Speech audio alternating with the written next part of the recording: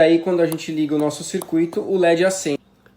Você sempre quis aprender eletrônica, mas achou que era difícil demais? Tipo, coisa só para engenheiro ou para quem pretende estudar há muitos anos? E se você pudesse aprender de um jeito simples, mesmo que fosse para começar do zero? Você pode aprender a usar o multímetro para fazer teste nas baterias, nos componentes eletrônicos e pode até aprender a montar circuitos e projetos como esse aqui.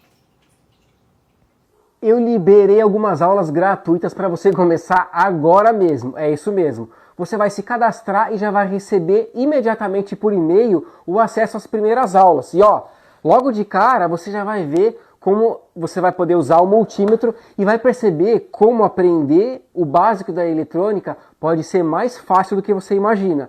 Tá interessado? Quer aprender? Clica no link, se cadastra e você vai receber as suas aulas já já. Eu encontro você lá.